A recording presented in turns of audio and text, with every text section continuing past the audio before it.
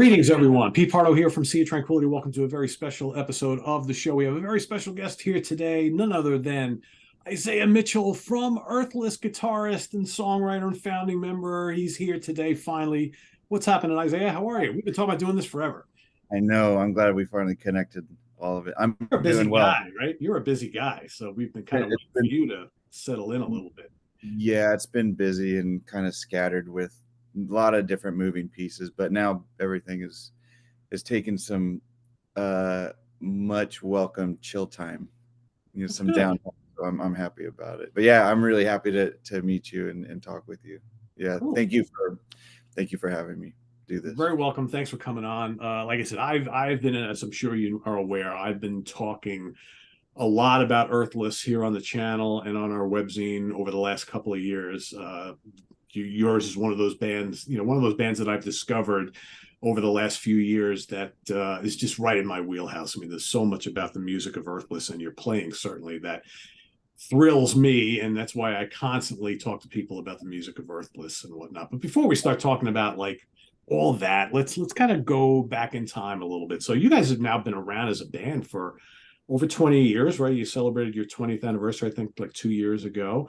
Yeah. And your first album, Sonic Prayer, came out in 2005. So I guess if we can kind of go back, has your vision of what you wanted Earthless to be like and sound like 20 years ago, has that kind of stayed true the course like all these years? And did you ever think like back then that you would still be doing like a mostly full-time instrumental band playing psychedelic music, stoner music, whatever you want to call it, with long guitar solos and jams and big riffs? Did you ever think back then that that was something that was going to, that you were going to do forever? Or are you still kind of surprised today that we're still kind of doing what we're doing and we're doing okay with it? Yeah, I don't think I was thinking this far ahead back then at all. I don't Um, I think I was very much in the moment and, wrapped up in whatever I was wrapped up in. But yeah, I didn't think we'd still be in the same kind of world that we are. And back then, albeit it's gotten bigger and we've gotten spread out a lot more, which has been amazing. It's everything I've ever wanted to do, and like the gratitude that I have for that is immense. It's opened up a whole world of opportunities, so it's I wouldn't, no, I didn't think I would be here. I knew I would still be playing music, of course, and that's not going to ever stop no matter what. But I definitely did not think, that the three of us would still be doing it the way we've been doing it, and still, it's like we do things a lot on our terms, and like with the output, like Mario gets busy with other bands, I get busy with other bands, Mike gets busy, here and there with other bands as well. And it's great that we can all still come together, 20 years later, and still make a record that we're happy about, and get out and tour and everything. It's pretty awesome. I'm pretty very happy with, that we're still doing it for Well, that's sure. cool. I mean, and again, 20 years ago, who really thought that this style of music would have exploded as much as it has the last couple of years? I mean, I'm just blown away every single day how many bands that are out there on various record labels that support this kind of music are doing this like kind of heavy psychedelic, whatever you want to call it, stoner, doom, psych, prog, this whole jammy mashup type of thing that you guys do and so many other great bands are doing. I mean, there's so many bands. You could discover 10 new Totally. bands every single day if you really went out and looked for them. And Tons. it's gaining in popularity. And it's like, maybe not among the mainstream, but still, I mean, there's a lot of people who listen to this kind of music. Yeah, and it feels like this kind of music in the world, like the underground or whatever non-mainstream world that this is in its own way, it feels like it's, at least to me, it has its own like feeling of mainstream, because it feels very large. Like when we go tour and play festivals or whatever, like there's a lot of these bands and there's a lot of people out there coming to the festivals or coming to the shows, and we're getting on. There's a crossover now because then like a lot of these bands that we play with or associated with or whatever, and ourselves included, like we're playing bigger festivals, like like Hellfest in France, where Iron Maiden's the headliner. So it's like you're getting the crossovers happening. It's becoming less underground. Let's just say that. Is it I think. frustrating though that back home we're not quite seeing that yet here in the States? Yeah, but then again, there's like festivals that are rather large in size, like Desert Days or Austin Psych Fest or Levitation Fest, where it's catering to this world again, but they're gonna also have a pretty the top of the heap, kind of known band playing there. Um, as well, like Brian Jonestown Massacre or the Black Angels. They put it on, Tame Impala, or get like Iggy Pop and being the headliner. So there's still crossover. It's not like a huge maybe Coachella thing, but I know there's bands that are playing Coachella. Like if you have like King Gizzard and the Lizard Wizards, they started here and now they're like ridiculously massive. So it's happening. It's definitely happening. I know it's just those are bands that we've played festivals with, and not Iggy Pop, but like King Gizzard and stuff like that, and Brian Jonestown. Like it's picking it up. It looks like it feels like it. It's simmering and percolating here, I think. And Yeah, oh totally, yeah, totally. But there's a lot of other bands in this world that kind of we're in the like the smaller like underground, non-mainstream there's just a lot of bands coming up. A lot of people are creating bands, and second bands and third bands that are like, building up. Like there's like Melody's Echo Chamber, and it has two of the guys from Dungan. I don't know if you're familiar with Dungan. Like it's one of my favorite bands. So it's like and it's like they're getting popular. So it's just there's a lot going on.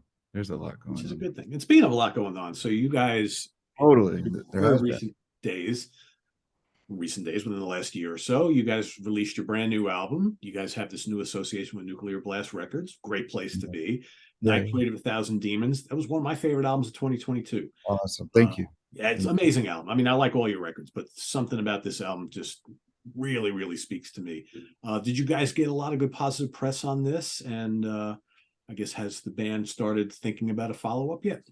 I think we got a lot of really good positive. Nothing but I didn't really hear anything. I don't read too much of the interviews. Our manager sends stuff over, but like I don't know. I know everyone has an opinion, and that's okay. But like it's been received very well. That I know, and people have uh from when we play it live, that record live, it's been very positive and warm, and so yeah, and it's one of our favorite, records. I think it came out of a very, very interesting time, the whole COVID thing. So, Yeah. and it happened by accident. It wasn't like an intentional, like let's make a record. So it's felt organic, or if that's use that word. Um, so yeah, that was a good for us, a really good one. But we're starting to get things together to work on a new record. Everyone, the label, of course they would love to have a new record. They know how we work. We don't want to do the forced thing too much because it doesn't feel good. But there's a lot of, we're post this year of touring, and Mario right now is gone a little bit with off. So Mike and I we'll start getting together here shortly and working on some new music. Um, yeah, but it's in the works. That's like next on the agenda. Big like the next main thing outside of any touring or gigs. Like it's time to make a new record. I would assume, like, based on what we know about the music of Earthless, that a lot of your new material comes up in jams and rehearsals and Yeah. sound checks and wherever, right? I mean, Mhm. that's the nature of your music, is very kind of live and kind of spontaneous. So you would think you're not like sitting down and writing things, and just it's more kind of like when you're jamming, what comes up. Oh, I got a little riff. Let's work something around that. Is that kind of what happens with your music? Yeah, like what was it? Black Heaven, like I came in with songs. We just wanted to do something super different. And you know, the songs like I like them, but it's not my favorite stuff that we've done. Everything that feels closest to me, and I feel safe to say the other guys too, is the stuff we've all come up with together, like in the space. Um, it just feels like something happens when the three of us are together and creating or accidentally creating or whatever, just playing. Just ideas just they just show up and happen. So my favorite stuff is there.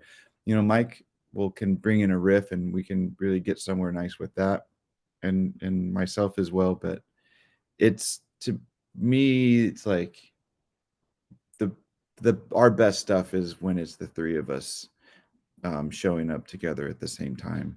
Like the whole last record was that it wrote itself really fast. Like a lot of just pretty much everything. Like for most part, it works like that. It's and then that's my favorite stuff. Yeah, yeah, It's funny because like I remember when the Black Heaven album came out, I was still fairly new to the music of the band. And I remember a good buddy of mine had all your earlier albums, and he's like, "Oh, this band is great. They do these instrumental songs. It's a lot of jamming, amazing guitar solos, but this album is really different because it's more song based stuff."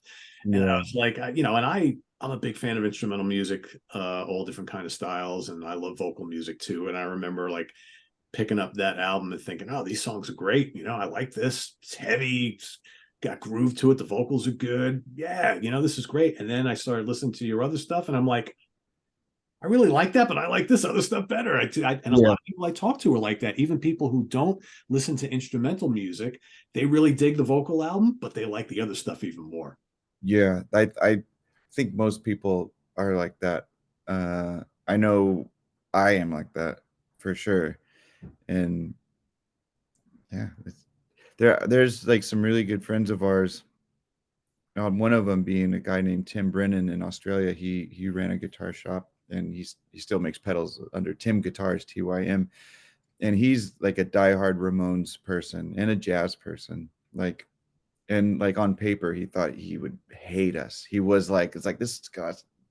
Someone was describing our band to him. He's like, "Oh, that sounds horrible."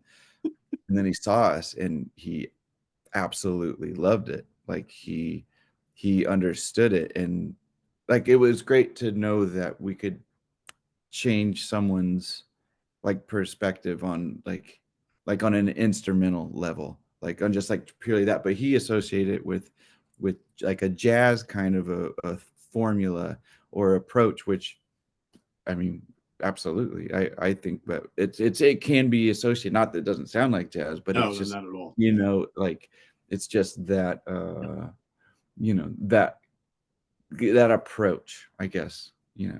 is like whatever. So and he was a fan more of the instrumental stuff versus going for like a pop kind of, if you will, Yeah. like. Yeah. So I think most people are into that, the instrumental, and I think we are too. It's fun singing a song, especially a cover, during an encore or whatever. But I just there's something about being able to express and play without singing and have a really be focused and heavy footed improvisation. Like there's something very special and for me beautiful about that approach to music. It's some of my most favorite kinds of music or favorite tracks or whatever. That's what it is. Like Well, you know, from night to night, you can kind of give a different spin on any given song, 100%. right? And that's probably what happens every night. And Yep, that's kind of nothing's the rather same. than playing the same exact notes, exact riffs over and over and over again, and before you're sick to death of them, right? So it keeps things fresh. Totally.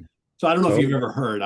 I've said this on air here a few times. When I talk to people about your music, I always bring this up. But I always when someone asks me, "Well, what's Earthless like?" and I'm like, if you can imagine Jimi Hendrix jamming with the rhythm section of Black Sabbath, notably Bill Ward and Geezer Butler, that to me is the music of Earthless. No vocals for the most part, and just long improvisational, crazy ass guitar solos and some of the heaviest riffs you'll ever hear, and an amazingly thunderous bottom end. There you have Yeah. it. That's very similar to what other people have said, but we've heard people say like take those guys and they're playing the middle section of Dazed and Confused by Led Zeppelin for 45. It's like Yes, yeah, it. I'm glad to know that there's people that feel the same way. You know, like from not, that are not talking to each other, they don't know each other, they have the same kind of perception. Yeah. It's pretty awesome, One and comment I always I see, think it's accurate. Yeah. it's always made because I mean the some of the riffs you come up with are just like they're Sabbath heavy, but Yeah, your yeah, music is not permeated with nonstop riffing. It's just like let's throw in some riffs and a big bottom end to get the song going, and then you launch into the stratosphere, and the other guys just keep things going. Then you come back to that riff, and then maybe you break out again, and it's just like the music just kind of takes you on this like it's like someone with a big long rope and they're pulling from side to side, like a tug of yeah. war type of thing. And it's for me, it's amazing stuff. And like one of the things that I always hear people talk about when they've either seen you guys live or they watch like they go on YouTube and they watch like a live concert, they're like, how does Isaiah keep it up with that intensity for like he must have soloed straight for like 10 minutes? Do you ever like when you're going and you're locked in the zone, do you ever have any concept of time and how long it's going, or is it just when you're ready to come down from whatever that crescendo is that you're doing, and the guys just kind of that they're locked in with you? Yeah, I don't, at times, not, we're not like counting time, at like seconds or minutes or like bars, measures. We're not doing anything like that. It's pure feeling and vibe of like where it wants to go.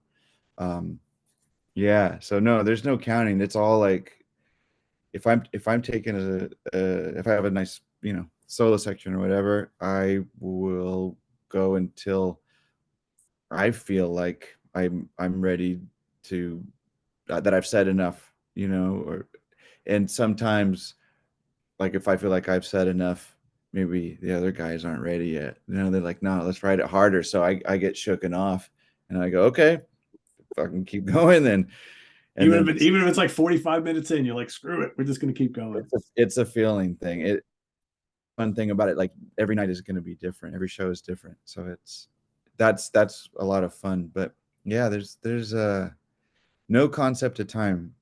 You just it's very enjoyable to like really be in the moment. And the older I get and the more that I do it, I I put more focus on that. So it even kind of becomes less about music and more just about like presence and you know being in the moment as deeply as you possibly can, more like in a meditative way, like that's a big element to it. I think And like people who like this kind of music and more improvisational style music, I mean, they appreciate that. The music of Earthless is not going to appeal to someone who likes 3 minute pop songs, right? And no, grown at a 20-second long guitar solo in a 3 minute pop song, right? But the yeah, people who like to hear this sort of thing and can appreciate this kind of musicality, I mean, this is right up their alley. awesome. Yeah, I know it's not for everybody, and that's not supposed to. Nothing No, is. So, nothing is. and that's what's beautiful about so much music being out there. So who So were some of the main like guitar influences for you, like when you were growing up and even more recently? so many. Yeah, I mean it's endless. I mean, of course, Hendrix was massive and still is, like very, very close to me for sure.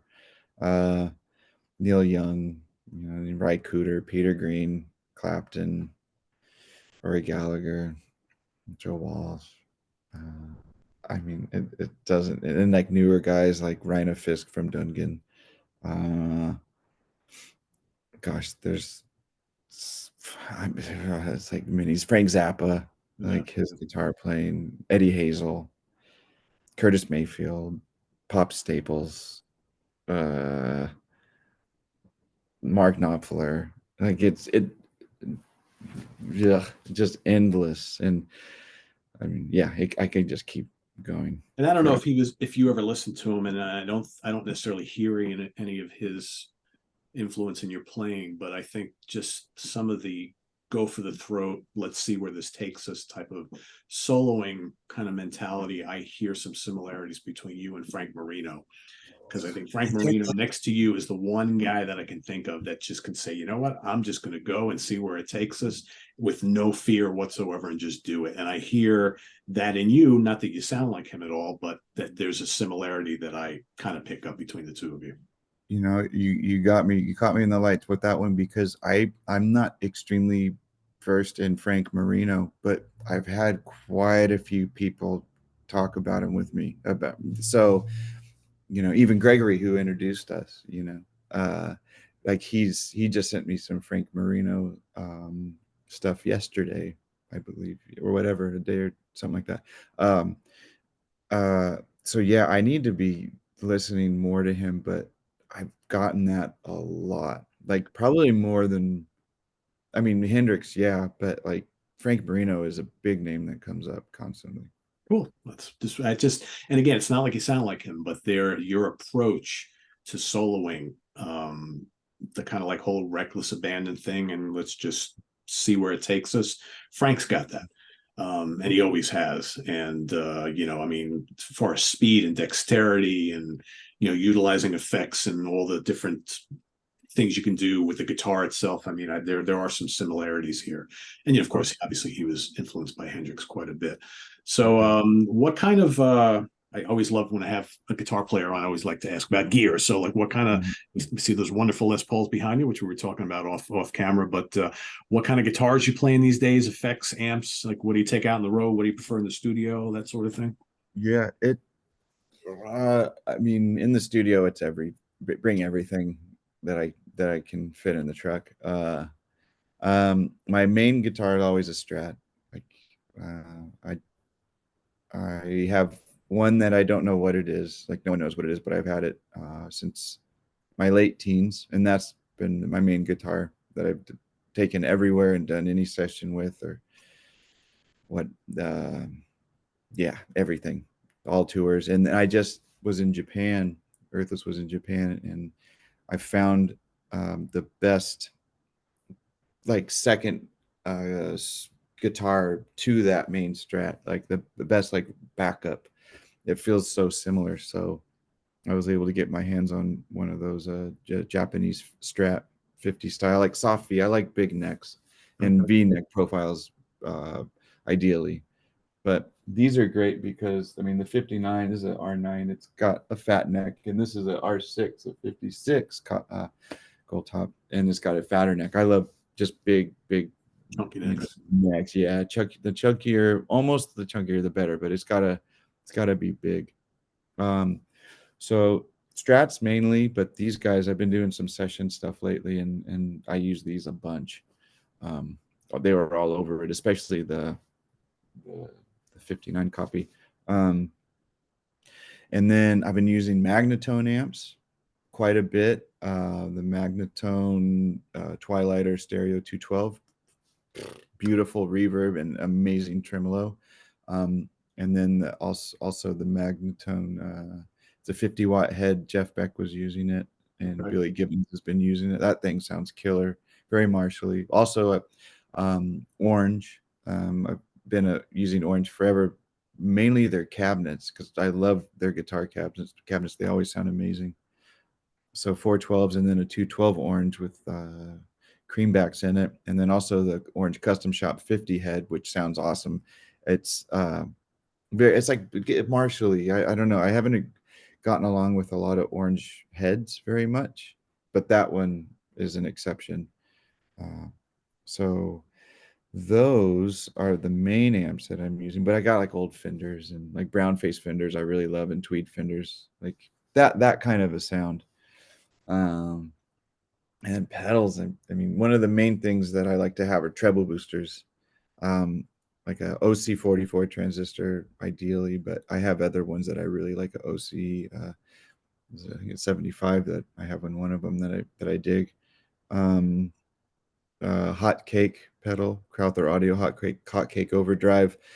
Um, I just got turned on to the Klon pedal not too long ago, and I like it. I've been using it. I've heard good things. Yep. Yeah, yeah. Um, Tim Guitars in Australia also makes amazing, like, just overdrive, warm, like, boost and fuzz pedals. He made me a Big Muff copy, which I've never been a Big Muff fan because the mids are too scooped out for me. It kind of disappears. So there's a button to slam the mids back in it. So I've always enjoyed that. It's called the Seaweed pedal. And there's another guy. out of Eugene, Oregon, named sorry, Mark, I forget your last name, but his name is Mark. And his pedal company is called Make Sounds Loudly, and he makes some of the most musical, enjoyable playing effects pedals I've ever played. And he builds all kinds of crazy stuff. Build whatever you want. Very creative and very musical. I have a hard time stopping, uh, turning it off once I picked it up. You want to spend some time with his pedals. They're a lot of fun. So but Echoplex EP3, that's a big one for me. And it always has been since I was a teenager. My dad had one, and I was a big Dead Kennedys fan. Well, I still love Dead Kennedys and East Bay Ray with that Echoplex, like on just so much, like on everything, just about. And that my dad had one, so I pulled that out. So that's been a big part of my arsenal since I was like 15 Oh years wow. old. Okay. Yeah. Yeah, a long time ago. Um, and a wah wah pedal, Are you a wah wah. crybaby? Are you a Dunlop or are you a Vox guy? I love both. They're different. It depends, but primarily a Dunlop guy. I use a lot of Dunlop pedals, effects, Dunlop strings, Dunlop picks, the Tortex. I mean, ever since when I got my first guitar, it was a yellow Tortex, and like that turtle, I'll never forget it. And it's like I've only used really Tortex ever since. So, Okay. but yeah, I'm a Dunlop guy all around. But yeah, the wah-wahs are great. But I do have Vox wah-wahs. I got a RMC, like the real McCoy wahs. Like I love stuff, and it's like that's all different. I've got a huge bin of pedals, and they're all over the place.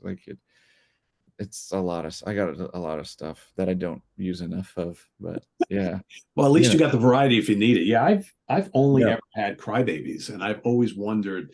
they're Like awesome. I've watched lots of videos where they side by side compare the Vox and the crybaby, and like, can you really tell all that much difference? I don't know. I'm assuming you could if you actually had them and you played them both side by side, but I've never. Yeah, you'll hear differences in like I love the way Voxes sound, but they haven't been always reliable where the Dunlop has been, So I've just always used Dunlop wahs on tour. I just find them to be more durable. I've had a couple of Voxes shut down on me, so Okay. there's that. But no, I Dunlop wahs are important, and then And they're the like car. little tanks. I mean, they last Yeah. forever. I had one that lasted me Oh, like almost 30 years before I had to buy another one. And it just, at that point, it was done. And I'm not even going out on tour like you are. So, yeah, no, they're awesome. They are tanks. Yeah, there's a lot of stuff. Yeah, there's so much stuff. so Yeah. you've been, in addition to Earthless, you've been quite busy in recent years with the Black Crows. Could you talk a little bit about your time with the Crows and how that's gone for you and what that experience has been like? Yeah, it was a very, very different experience than anything I had done before. I mean, I grew up as a early teenager watching them on MTV and like going, these guys are cool. Like they look cool and they look different than anybody else, and it reminded me like, wow, it's like them and Lenny Kravitz when Are You Gonna Go My Way? Like those videos were out on MTV and it's like, oh well, they look like Cream and they look like, Free and all this stuff that Blue Cheer when you're a kid looking at them, And so I thought that was cool and I thought the songs were really good, especially Remedy.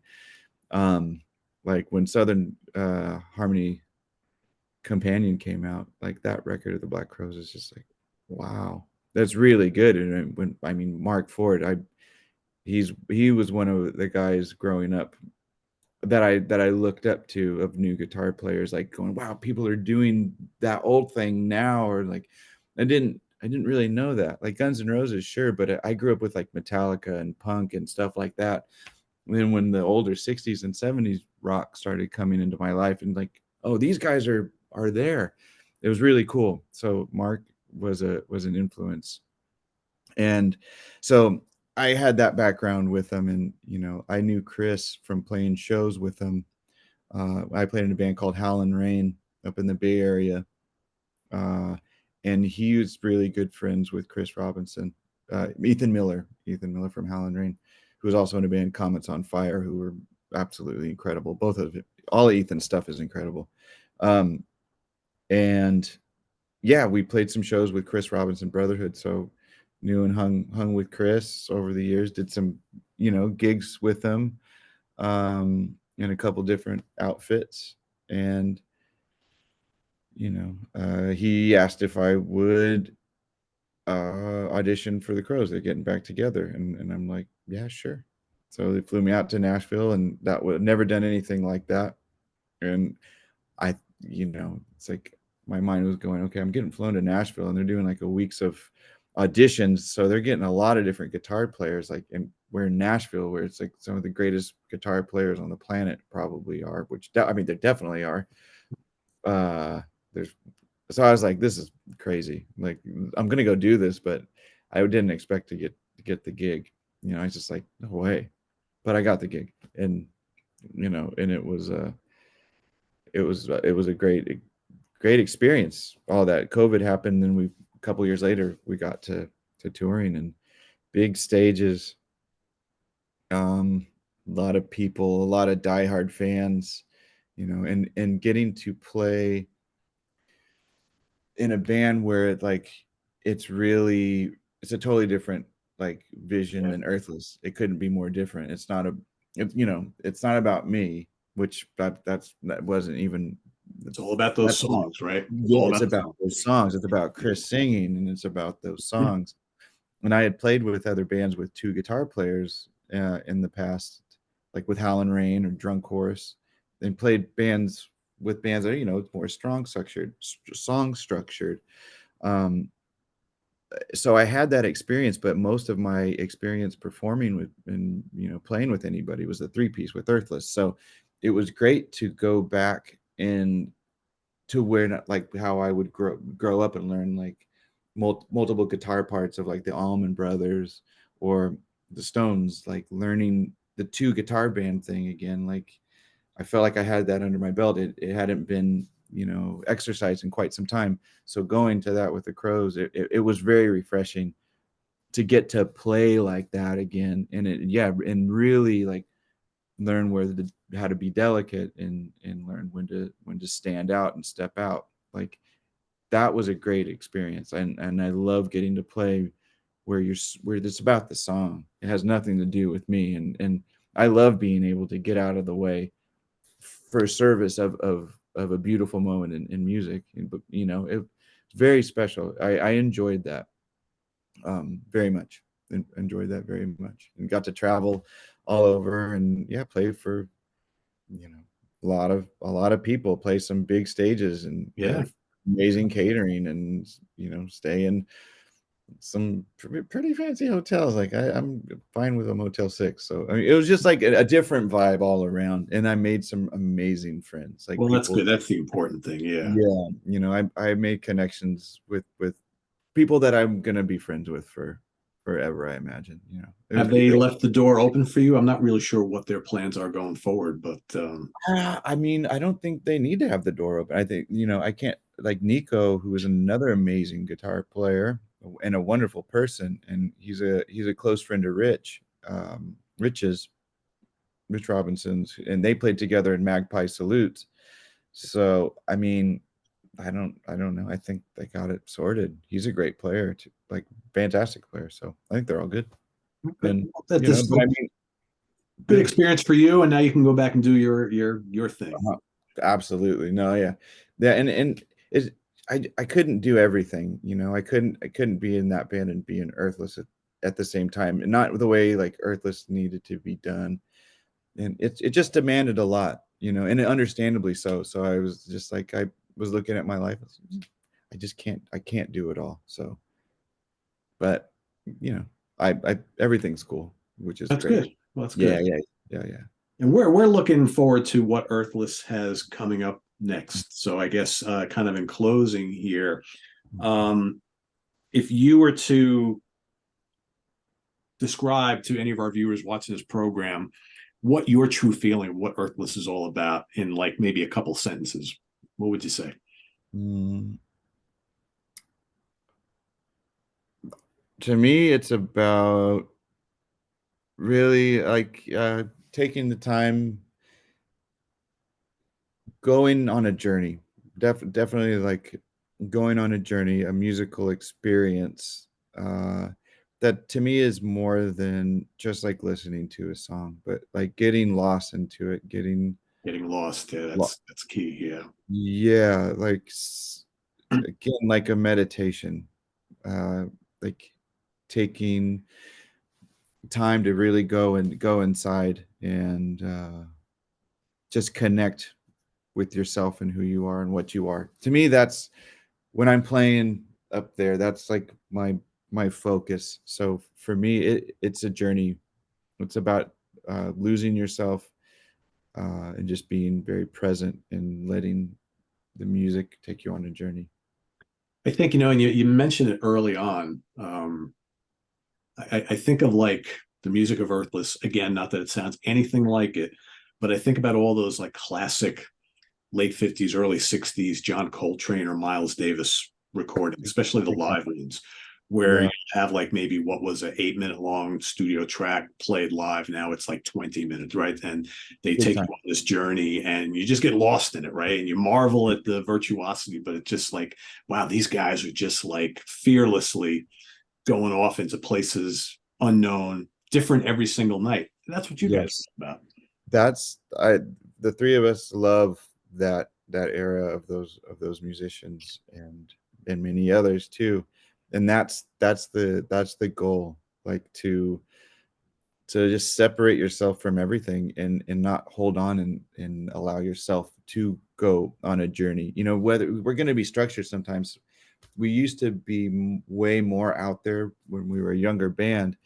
We've kind of, you know, the last few records have been, you know, more tight in that we have a structure that we're working inside of, but lately within that structure still there's plenty of room to let go and go out there, like go to the edge and take a risk, you know. Like so it's important for me. It's a very important part of playing music, especially with Earthless, that is an element that's always there because it's very important um, to live in the moment, and we never know where anything's going to go in life, and music should representation of that. Like, you know, in the moment you can be in that. Like I love the Grateful Dead for their fearlessness. Sometimes they would fall on their faces, but other times it would be transcendent.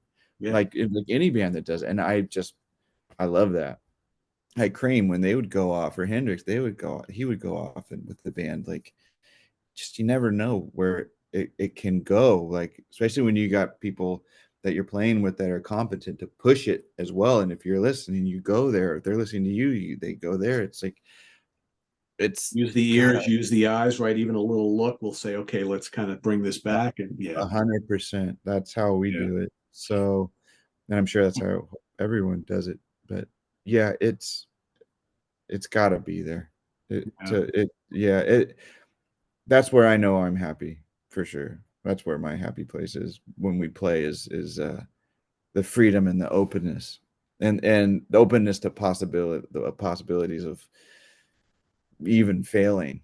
Like it's okay. It's great actually. It shows that people are going for it. And like I Yeah. said before, for those watching, this band, you and probably you especially, come up with some really great riffs in your song, and it was got me thinking before. One of the legends of music, Mr. Tony Iommi himself, has often said that he's got boxes and boxes of cassettes in his house of just riffs that he has Oh, never used, and oh he would wow. always go through these boxes, say, "Oh, I'm going to revisit that." Do you have this like a little collection of riffs, or is that something pretty spontaneous when you're going and putting an album together just to kind of noodle around and come up with something? Or do you like kind of consciously think about, well, I need something to anchor this song and let's use something that I was toying around with 3 months ago or whatever? Is that something that you do? Or Well, not usually, but on the last record, we were looking for a part, and Mike brought in the very first Earthless riff that we it was ever created, and it got put in the song. So that happened, but that's the only time that I think we've gone back in time, you know, and brought it to the present But yeah, the very first Earthless riff finally made it on a record 20 years later. You know, nothing crazy, but I mean, for us, it's cool. It's we're stoked about that. But yeah, we have boxes and like of 4-track cassette tapes. We recorded everything that way back then. And we really should go through it because we know that there's a lot of good stuff on there, stuff that we would be happy to revisit. So, maybe that'll be a part of the process. We've talked about that a lot more lately. So part of the new record writing process is maybe gonna go back to some old tapes as well. So Yep. we'll see, just for fun, it could Yeah. be. What's old can be new again, right? So Oh, absolutely. Reinterpret it however. No one else will know. So there unless you we go. say That's true. No one will. We'll just love it. That's what it's all about. So cool. all, yeah. So time off and then maybe a new record and some live touring. Is that what's in the kind of like the not too distant future for you Yeah, guys? yeah, for Earthless, yeah, just time off, start getting together and working on some music. There's some shows coming up. And I'm at home, I'm uh doing other things musically, which is always awesome, doing some sessions and um yeah, I teach as well. So I don't like to teach. I'm pretty burnt on teaching, but I'm teaching a little bit, which is fun, something to just keep connected with people. And Yeah, if for there's sure. someone that wants to learn, I love to help out. But yeah, doing some session work, which has been a lot of fun, and like got to produce some records from other bands. So it's been other stuff which gives me time. And like guy asked me to put some pedal steel on a country song, so I got to go get the pedal steel out. So it's like stuff like that. Like I'm and exercising different parts of whatever musical knowledge I have or I think I have. It's fun to just get going with all kinds of stuff. Just to influence everything else that you Cool. do. So yeah, it's been all it's good. It's been really really really good, and I'm happy for the downtime for now. But yeah, I'll be a few months off at least before we start working. So Cool. I'm keeping myself busy. That's the important thing. Keep yourself busy and fresh, right? So Yeah, yeah, yeah, yeah. Bring something fresh to those guys whenever we get yeah, together. yeah, Something exactly. different. Maybe pedal steel will come on an Earthless record. You never know. I don't know. You never know. Stranger Never. things have happened, right, Isaiah? Totally. Yeah, they have. So cool. So we got some good stuff to look forward to, hopefully next year from Earthless. And in the meantime, everybody, Night Parade of 1,000. Sorry, 1,000. I always want to say 1,000. 100 Demons is out now on Nuclear Blast Records. The record is a little over a year old, but it's still amazing. If you missed it the first time around, go check it out. And the back catalog. How many albums are we looking at for you guys now? Is it 5, 6? I'm losing track. Five studio records, Five I think. studios, right? Yeah. I Exactly. guess, but it sounds about right to me. Yeah. And Plus and the live stuff, the live albums are great too. So don't yeah, sleep on yeah, those live albums, folks. So go check them out. And I want to thank Isaiah for coming on today and spending some time with us. It's been a long time coming, but we're glad we finally connected. And hopefully the next time we do speak, we've got a new album to talk about and a tour and all that sort of thing. So yeah. Let's we'll do make it. sure We'll to do do it. that. So thanks for watching, everybody. Visit us on the web at www.seatranquility.org. We're on Facebook. We're on YouTube all together all the damn time. Please go check out the music of Earthless and the great Isaiah Mitchell. His guitar playing will astound you. Trust me on that. And until next time, I am Pete Pardo for Isaiah Mitchell. Have a good day, everybody. We'll see you soon here on the channel. Take care. Bye-bye. Just Pete.